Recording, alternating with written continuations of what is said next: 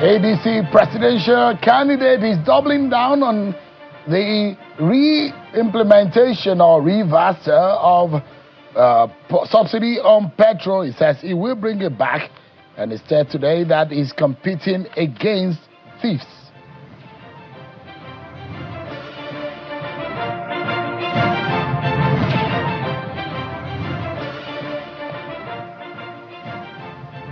Today, the federal government has launched a $1 billion social protection program for the poor and the vulnerable. But what does this mean? Is Tinubu creating more poor people in Nigeria? How does he hope to reduce the numbers? And what are the plans? We'll be getting insight tonight. Hello everyone, welcome to the program. This is Politics Today, live on Channels Television. I'm Sean Kimale, live for you here in our Abuja studio. Let's begin by letting you know some of what is happening as campaign season is upon us. The presidential candidate of the ADC and former vice president of Nigeria, Alhaji Atiku Abubakar, has been speaking on what exactly he meant by reversal of petrol subsidy. He's been explaining over the last few days the policy of the Bola Tinubu administration and how impactful it is being on the pocket of the average person. Today, Alhaji Atiku Abubakar is giving more explanation, and in fact, he went further to say that the 2027 election is a competition against thieves, those who have captured not only the economy, but the electoral process. Take a listen to it. This afternoon or this evening, so many Nigerians have been calling me to say that, you know, one of my press aides had contradicted me in my policy statement as far as subsidy is concerned. I want to repeat categorically that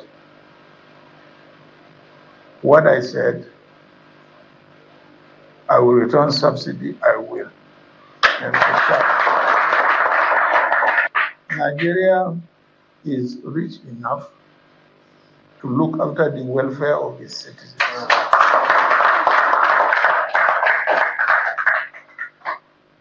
Therefore, let it be clearly stated that he was not speaking on my own authority, because the removal of subsidy has driven more Nigerians into poverty than at any other time in the history of this country. And the fundamental responsibility of the government is the welfare of the citizens. Two, I will make sure we secure this country.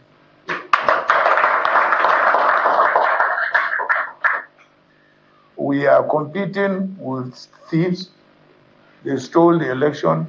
Now they have stolen the economy. They have stolen everything.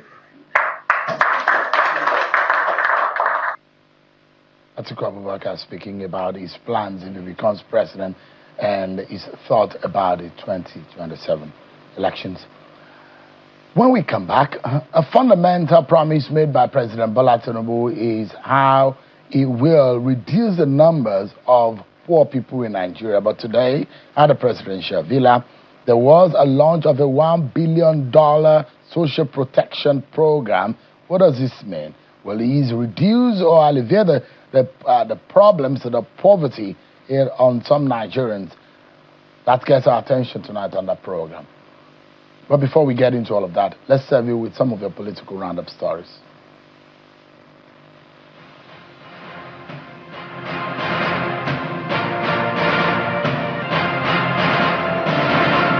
The Minister of Education, Maruf Alausa, is asking Nigerians to stop sending students abroad to study courses that are already offered in the country, as he stresses the need to reduce dependence on foreign education in order to ensure that public funds are efficiently managed. Addressing a news conference in Abuja on the Tertiary Institution's National Laureate Prize, an initiative established by the Federal Ministry of Education to recognize and reward outstanding academic research, innovation, and intellectual excellence across Nigeria's tertiary education system. The minister says Nigeria has developed significant capacity in its universities, polytechnics, and colleges of education over the past 2 decades, making it unnecessary to continue spending huge sums on overseas education for programs that could be provided locally.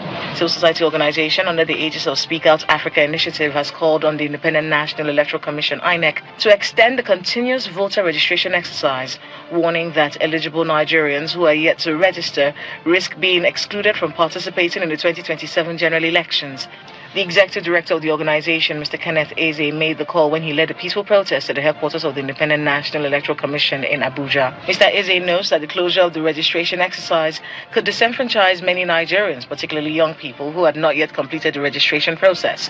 The Accord Party is urging the Inspector General of Police to investigate the alleged statements made by the chairman of Kuje Area Council, Mr. Danjuma Shekwolo, threatening residents to either support the All Progressives Congress or leave the council.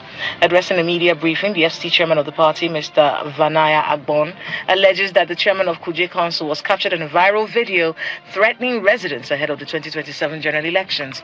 He adds that the party considers the alleged statement as unacceptable and deeply troubling.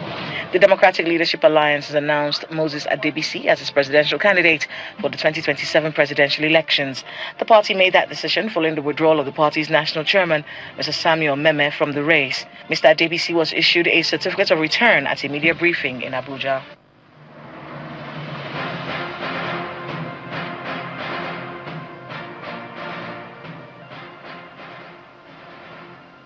Thank you so much. There you have it. You've been served with your political roundup stories. So let me tell you what happened today at the presidential villa, where we saw a very major step in the direction that President Bola Tinubu wants to go, especially when it comes into the macroeconomic aspects of the lives of the average person, and that has to do with poverty reduction. Today, the federal government unveiled what he termed the $1 billion social protection initiative, which they say is aimed at moving vulnerable Nigerians from dependence on temporary palliatives to sustainable pathways of economic empowerment and self-reliance. It was the First Lady, Senator Oluremi Tinubu, who unveiled the Household Prosperity and Empowerment Social Protection Project, which is now going to be called Hope SP. It was at the State House Banquet Hall in Abuja here, where they made it clear that while the reforms of government continue to take effect, the government and other stakeholders must recognize that many Nigerian families still face challenges and require support. The federal government says that they're formally unveiling the $1 billion renewed Hope Social Protection Program at the presidential banquet hall today to alleviate the sufferings of many Nigerians. Take a listen to some of the sound bites at that event today. The Household Prosperity and Economic Social Protection Project is an important step towards strengthening how to identify and respond to vulnerable households facing various challenges by listening to their specific needs before taking action. It is designed to provide immediate stabilization assistance while placing the households on a pathway to recovery, empowerment, and self-reliance. The second initiative, the One Humanitarian, One Poverty Response System, as I was informed, is designed to provide a coordinated national response to humanitarian crisis, social protection, and poverty reduction. It will prevent duplication and maintain unified national registries that help track and support poor and vulnerable households in Nigeria as they progress from vulnerability to prosperity. The root causes of the insurgency and crisis in various parts of the world, including Nigeria, are not limited to endemic poverty, pervasive illiteracy, social inequalities, poverty, amongst others. And therefore, launching of this program will go a long way in addressing the root causes of the insurgency in Nigeria. The kinetic measures alone will never end the insurgency. Addressing the socio-economic and political dimension of the crisis is sine qua non to addressing insecurity challenges in Nigeria. Those are some of the sound bites from that event today. Of course, a major one, which I will reserve in the course of, because the person who is at the center of it is my guest tonight.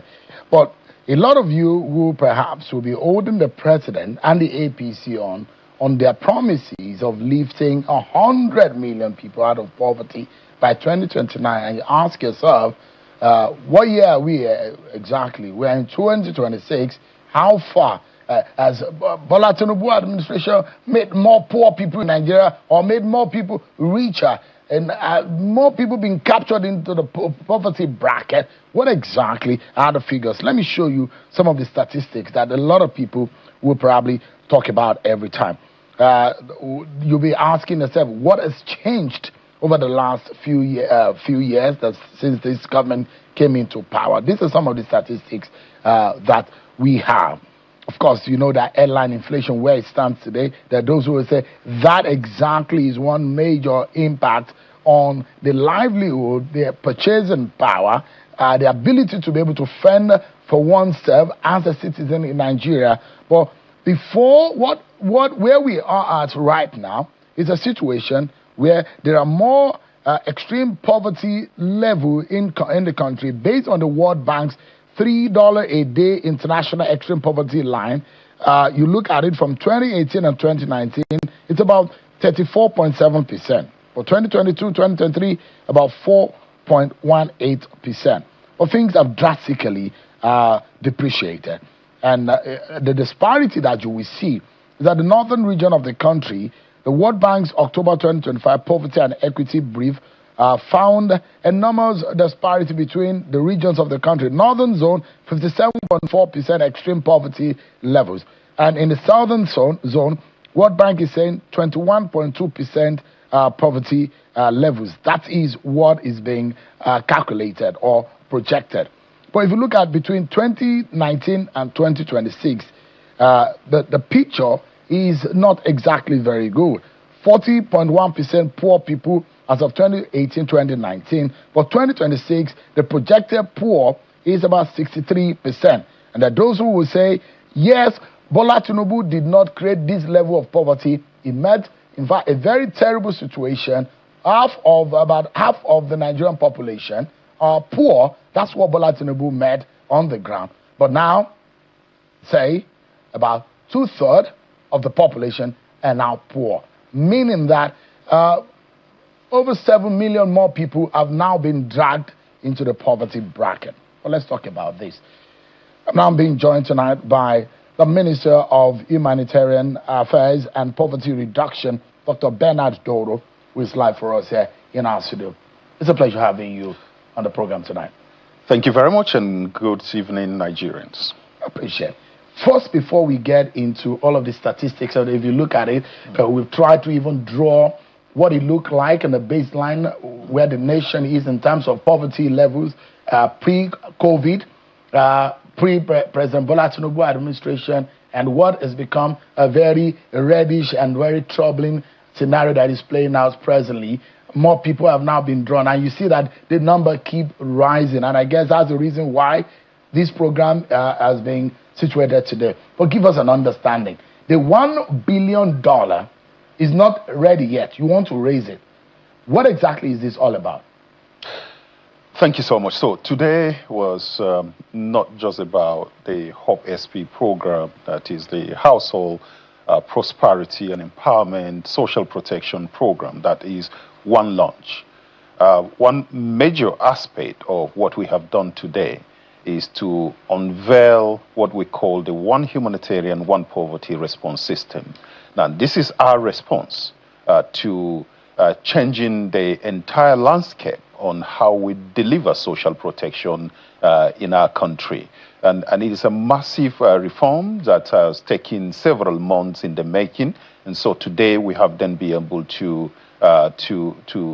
present that and unveil that. And now let me take you to this. Now, what that systemic reform does is it makes our delivery system more efficient.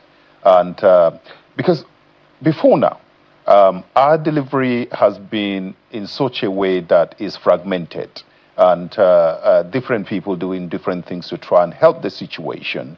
But with the new reforms, it brings coordination, and it brings everything together so that the programs and the interventions start talking to one another. Now, what the HOPE SP does is to leverage that system reform to then be able to deliver what we call from palliative to pathways. Now, what we want to do is a deliberate strategy on how we reduce poverty. So we're not just looking at what we do like a recurring cycle of reliefs, but when we get someone, we are able to identify the poor, we track them through a process until they exit poverty. I know the numbers that you have reeled out on income poverty. Now, there are several ways of measuring poverty. What the World Bank use is the income based measurement, the $3. And yes, and that is an indirect way of measuring poverty. So this assumes that a $3 or a $2 is enough to give you what you require for livelihood in a day.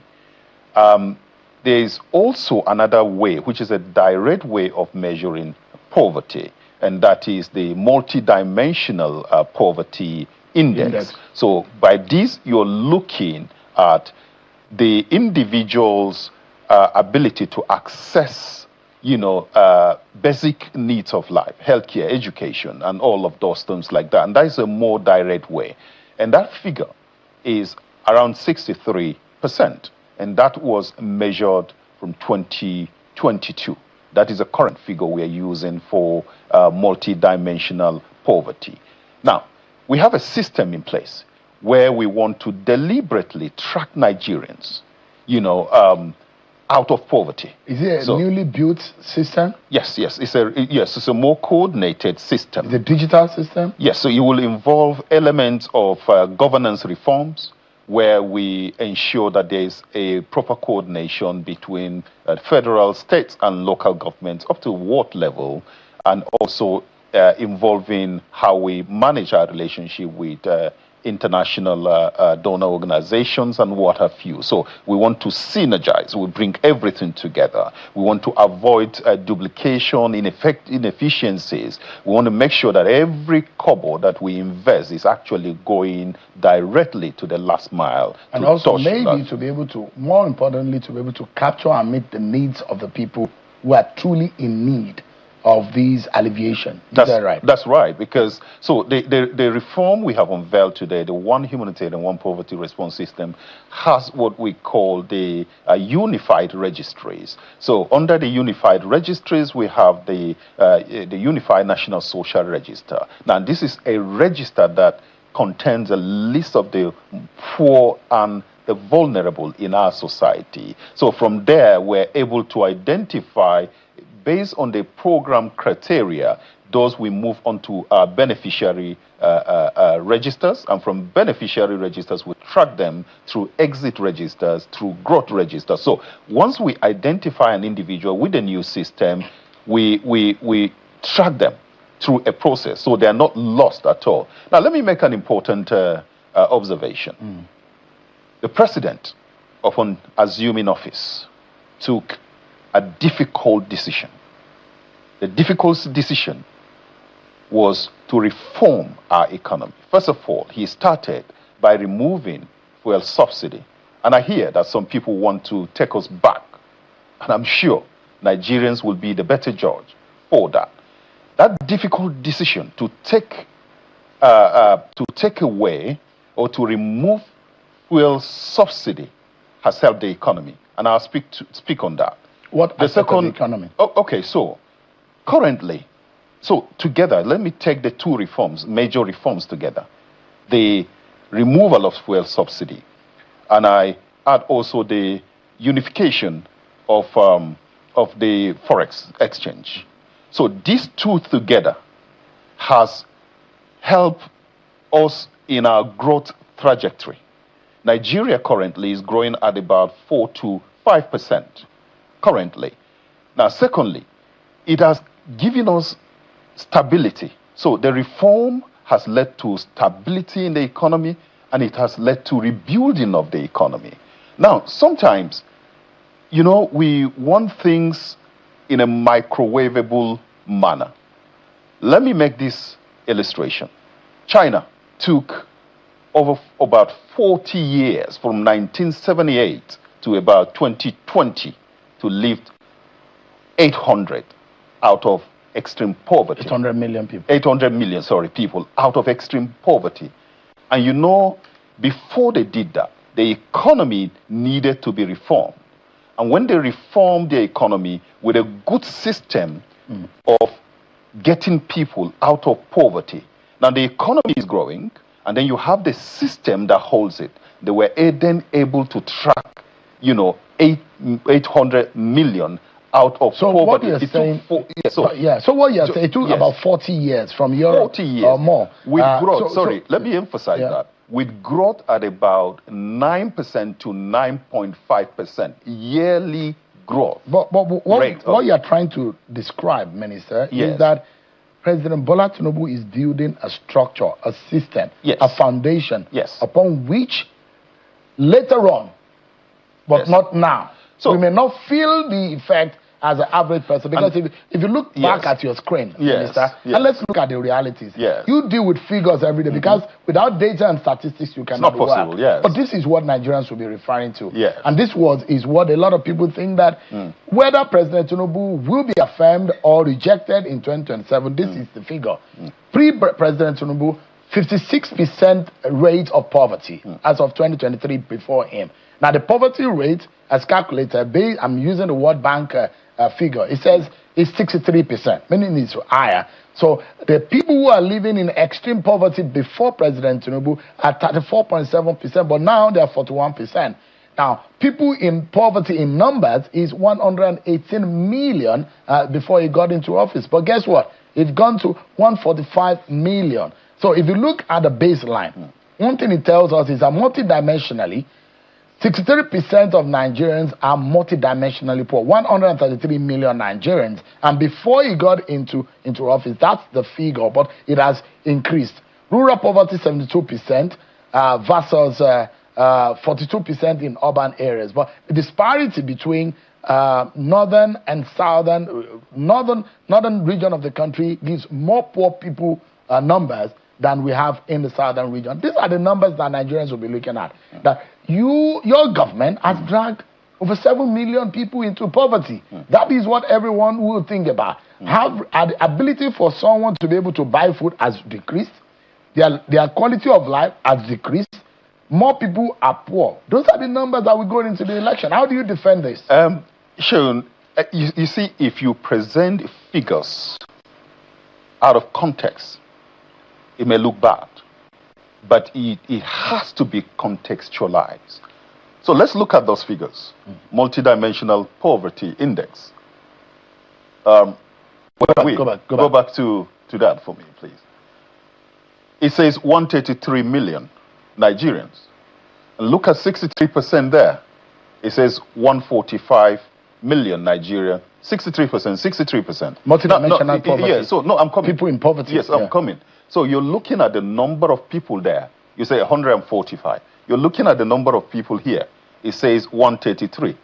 What I want to, the point I want to draw there is the fact that you have to situate in context. What population did we use there? And what population are we using there? Okay? Now, I established at the beginning that multidimensional poverty has a different measurement. Income poverty have a different measurement. So if we are using the two numbers interchangeably, we might not be able to get it right. So we have people in poverty in 2023, 118. What was the population then? On what population was that calculated? And what population is the other number? People in poverty. 3 years later. 3 years later. So what population are we using? This context I want to establish is when we are reeling out figures, those figures have to be like for like. And I think we need to qualify it with when it was done in 2023, how many were we in this country? And when it was done in 2026, how many are we? You know, I try as much as possible to avoid these numbers because numbers can be confusing. Let me be very clear on this. The reforms that Mr. President has led this country through has helped us to stabilize. It has helped us to begin to rebuild. And if we continue to rebuild at this rate, what I can assure you, for so long as we continue to push our growth rate towards double digits, you will have the economy able to support a system that reduces poverty. And we have started by building that system so that the system will be there to track people out of poverty. So, again, it takes time for these things to begin to materialize. And that is why today we did not just launch a program, a foundational program that will take a system reform that will take time. We also launched a shock responsive cash transfer today, where we hope to reach many Nigerians, because we recognize that there are shocks in the system, and to be able to resolve that, we are delivering cash transfers to people, the poor, poorest of the poor, so we can support them in this current situation. So the fundamental question here is that let's even for a moment ignore the figures, but let's look at the quality of life and the value of life of the average. And that's the question that is more important. Yes. Would you say, as a Minister of Humanitarian Affairs and poverty reduction, that the lives of the average person is better today than it was before this government took office? Confidently, I will say that. What figures do you have to back that up? No, so we've just said, let's forget the figures for now. You're talking about this figure. But if you are saying, because if you hold this government by the number of people that say they want to live out of poverty in 10 years, you look at that figure, if you hold you by that promise, the first question will be, how many have you lived out of poverty in that 10 years, in the 3 years of President Bola Tinubu? How many? Okay, so the figures we're currently using is a figure of 2022. And we are commissioning a review of those figures. Have you been able to lift anybody out of poverty? Oh, yes. Why not? No, because there's been a lot of data and statistics show that more people have been thrown into poverty. So how do you remove people from poverty? You have more people. I have just taken you through the contextual and I understand of the data. And I want you as a government to be able to tell Nigerians tonight that you have made the lives of Nigerian people better, and these are the number of people. Yes. You have taken people out of poverty, and these are the numbers. Let's be transparent with the Nigerian people. Yes. Things are bad. We might get a better future. The part of the economy that is good, the macroeconomic side, everyone seems to mouth it. But the micro that is affecting the baseline of the average person is what we're talking about. So if things are bad today, let us acknowledge it and let's fix the problem. So the question is, how many people has this government been able to lift out of poverty in 3 years? Okay. So my job is to translate macroeconomic gains.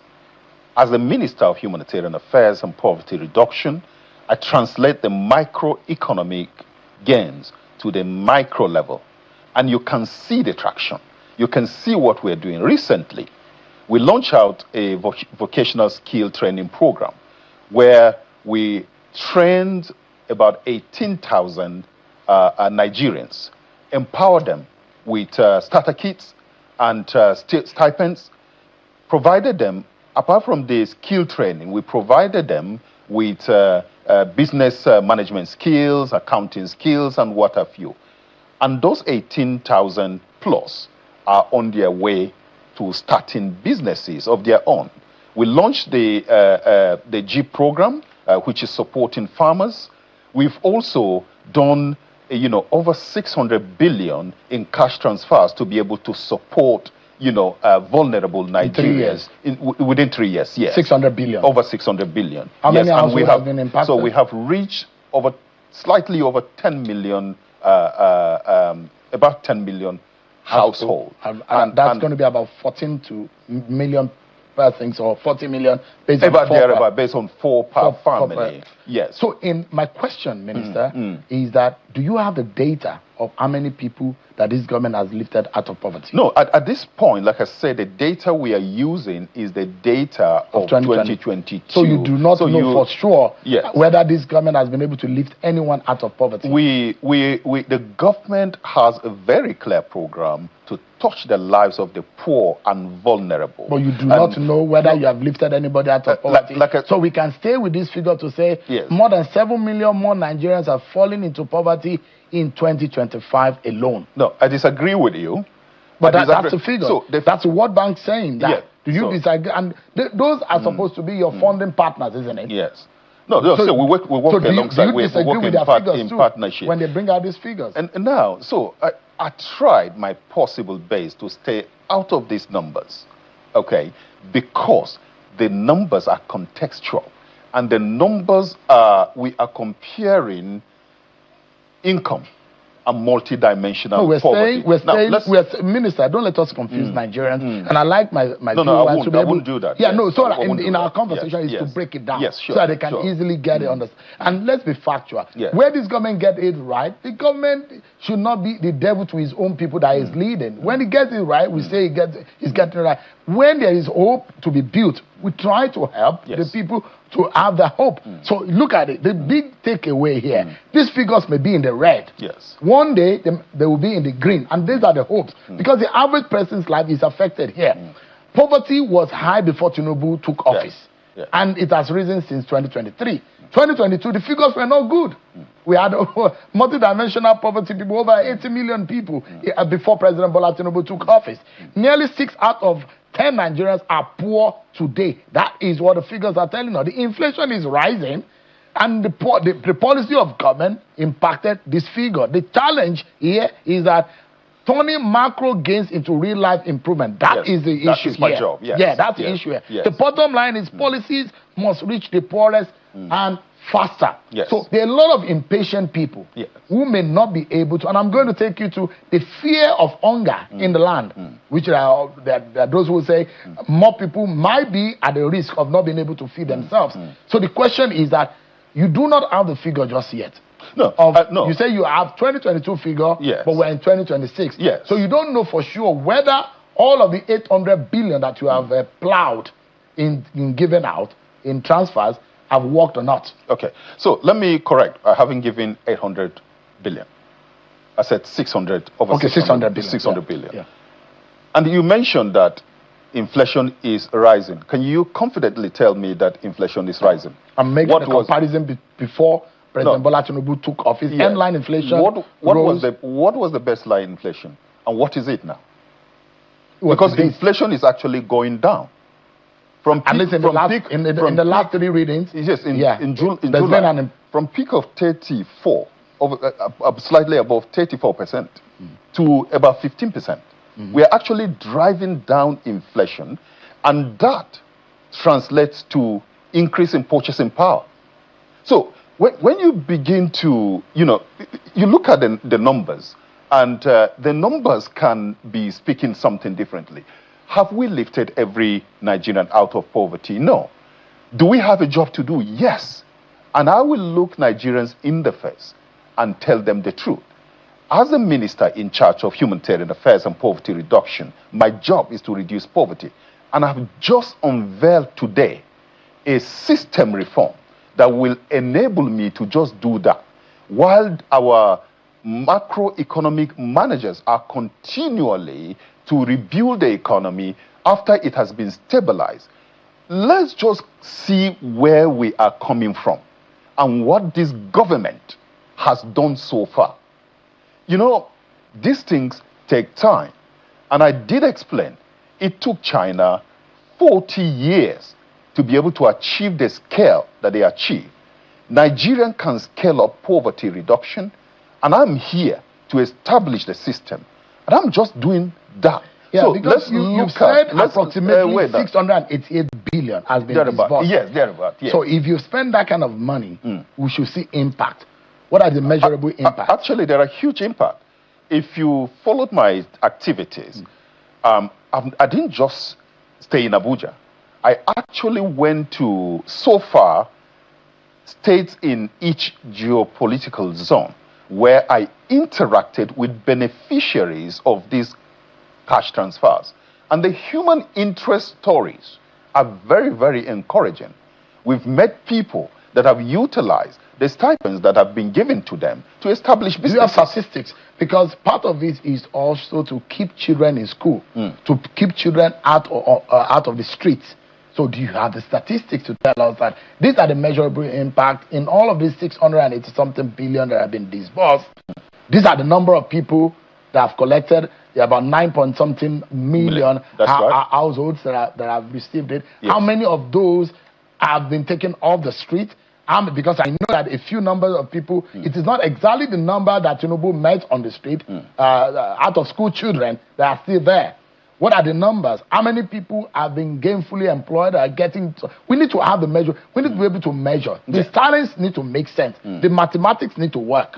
So, again, there's a purpose, a criteria, or there's an objective to be achieved by the cash transfers that have been done. Because of the removal of subsidy and the shock that it produced in the system. So that element of cash transfer was meant for stabilization. And that is what, that objective has been achieved. And even from that stabilization fund, people have been able to utilize that fund to still engage in either businesses, farming and what have you. And human interest stories, which are well documented, have shown us that people benefited from that. Can your ministry make a promise tonight that you can be able to show us transparently, auditable data to tell us the impact of the over 680 billion that has been disbursed? Yes. Are you able to publish that? Well, yes. Why not? If we do a holistic impact assessment, why not? Because at the moment, those monies, you know that ongoing. your ministry has a bad reputation. You had a bad history of the utilization of funds. You know that. And there are a lot of cases in the EFCC, in the ICC. I can look you in the face and say, from this ministerial tenure, we have done everything transparently. Accountability is my watchword. I took this job because I want to make a difference. That's why we are asking and we have some level of transparency and accountability and figures to back the impact these monies. If 680-something billion has been disbursed, and we are not able to say these are the measurable impact they've made, those money are useless. I've just told you. I'm talking about in terms of, there's a figure of the number and the money that has been spent. We should have the figure and the data and the statistics of the impact too. There are qualitative measures that you cannot give numbers to. For example, yes, go. So, school feeding program, for example, you know the number of students that this should impact, or pupils that this should be to impact. And largely, the thinking and intent of the creators of this program is to keep children in school. You should be able to tell us how many pupils that have been eating this food and how many of them have stayed in school, as if fulfilled its purpose. Okay. That's what the kind of measurable impact let me give you a direct answer to that. School feeding program is being reviewed and overhauled. So we haven't restarted school feeding program. So I can't give you any figure for something we haven't started. Okay. So currently the focus is on disbursement, the cash transfers. That is what we're telling you. How much do you give every household? It's 75,000 every day. No. I mean every month. No. Per household in 3 tranches of 25,000. That we've delivered. And so what I'm telling you about over 600 billion that has been disbursed has been done in 3 tranches, and that has made significant impact. Now, the point I wanted to make, Sean, is this: there are qualitative measures that you cannot reduce to numbers. But what you do is you are able to determine those qualitative measures by interaction directly with beneficiaries. I've done that. I've gone across the country interacting with beneficiaries. First of all, to determine that they have received that money and to be able to establish what they have done with the money and to be able to assess what impact that money has had on them. Additionally, to get directly from the beneficiaries to be able to tell me if I'm designing a new program, what will they like to see? So the money was for stabilization, and it has stabilized over 9 million households, and I'm very glad with the records that we have achieved. So you, as government, is saying poverty is reducing. But World Bank's statistics disagree. World Bank is saying poverty is rising. Who should we believe? Now, what I'm saying, I have not given you any figure, Sean. What I've said is this. There has been several interventions. I won't give you a figure if we have not already reviewed the last figure. Is poverty reducing in Nigeria, Minister? I believe the government is doing its best to be able to impact on Nigerians. And where we realize that Nigerians are suffering, we create a way of so poverty is not reducing just yet? No. So you wouldn't get a yes or no answer because it's not that So World simple. Bank is right that poverty is rising? World Bank has a number, but those numbers are not set on stones. Okay, because that study has not been done. Otherwise, if you do not have your own figures, the figures of World Bank is established. Let me establish that. As a standard. Let me establish that. World Bank has its figures. Okay? The figures have not been done with Nigerian government. So, World Bank is entitled to its figure. We will do a review of our 2022 multidimensional poverty index because that's the measure we use as a country. And so, we will do a review. And once we do that review, we'll then be able to share the numbers. But what I can assure you, Sean, my work as the Minister of Humanitarian Affairs and Poverty Reduction is to reduce poverty. And I want you to read my work, the one humanitarian, one poverty response system that has just been unveiled today, and also the initiatives that I'm building at the moment to ensure that it has a direct impact on Nigerians. My poverty graduation framework, for example, read that on, and you will agree with me that the government has a plan. This plan takes time, but while we build the plan, the architecture to overhaul the entire process, we're still monitoring the system to see if there are shocks. We will deliver cash incentive or food incentive to Nigerians to alleviate their problems. All right. Let's take a moment, Minister, because there are those who are watching tonight who wants to have a hope going to bed tonight based on what you are going to be telling them. Things may not be better in the moment, in the intermediate, but whether or not the future is something that I need to look forward to, is something that I want to hear from you. The promises may not be just kept yet, but they say they're working on it. The system is still vulnerable. But then how do we get out of this quagmire to getting out the poorest of the poor in our society from that trouble? The Minister of Humanitarian Affairs and Poverty Reduction is still my guest on the program. After the break, we'll talk more. For staying with Dr. Bernard Doro, who is the Minister of Humanitarian Affairs and Poverty Reduction, has been speaking with us. If you count yourself as a poor in this society, or you think that you have people around you who would want to collect 25,000 naira or 50,000 naira from you because they have one of problems or the other, you might be interested in this conversation. Anyway, President Bola Tinubu has promised that he will take the poor people, he will make them, take them out of poverty, as he kept to that promise. So the man who is supposed to get the job done is Dr. Doro, and he's been speaking with us. Thank you so much, Honorable Minister, for your time tonight. Thank you. The $1 billion, make sense of it for us. Do you have that money saved somewhere in the CBN, or you are hoping to get that money? What is this $1 billion Intervention Fund program. So the 1 billion is a pooled fund. And at the moment, I can confidently look at you and say, I've got 50% commitment of that money, which commitment, is not in terms of it's not there. Yet. It's there. The money is there. A commitment is there. Okay, so I've got a 50% commitment, and from our discussions and what have you. So this is a pool funding. That 50% is not an issue. It will be there. So we are building this on an ambitious, trajectory, and the funds will come in, and we will utilize the funds in a way that track impacts. Very clear entry points, very clear exit points. And from there, we're able to measure impact. So you have a digital process to track the disbursement? Definitely. And the development too? Yes. So the one humanitarian, one poverty response system, like I said, has anchors. One of them is our governance reset. The second one is our digital infrastructure.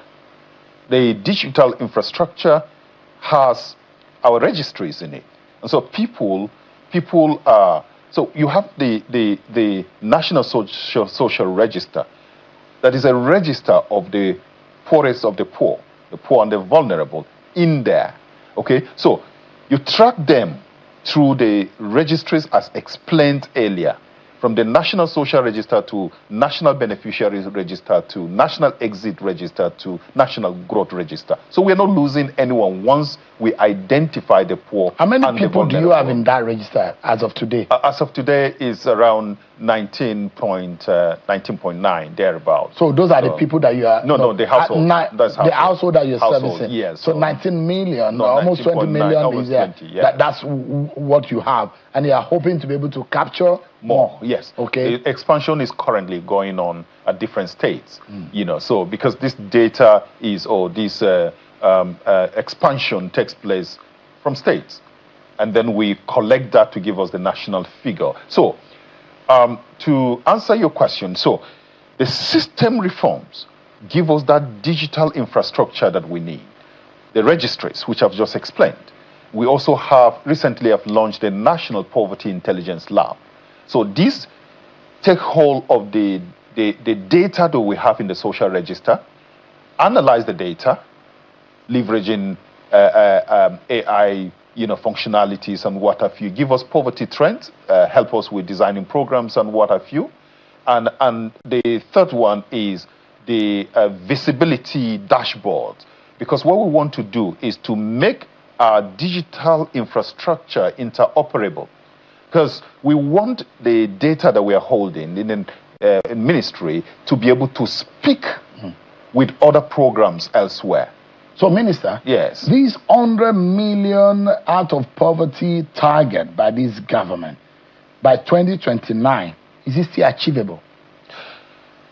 The renewed hope agenda of Mr. President has a very, very clear aspirational target, and is to get millions of people out of poverty.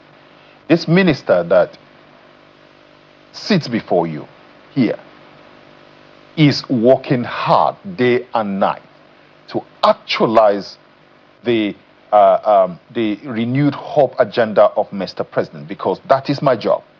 And today's unveiling about 4 major, instruments, with also the 5th, which is for Human Interest Story, that is the Humanity First magazine, where we track the progress, where we interview beneficiaries and what have you.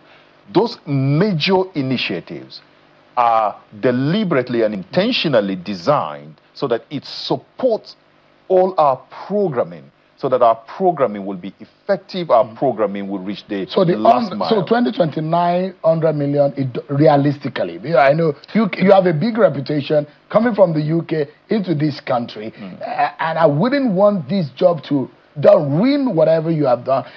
Realistically, 100 million by 2029, 2026 doesn't look realistic. With the right system and the 100 million, I need to confirm those figures, because I've not really confirmed those figures, but I'll look at those figures. The problem is you don't even have a dashboard where Nigerians, an average person can even check. I've just told to be able to track. I've just told you that I'm building it. You are building, but you don't have just yet. Yes, I'm building it.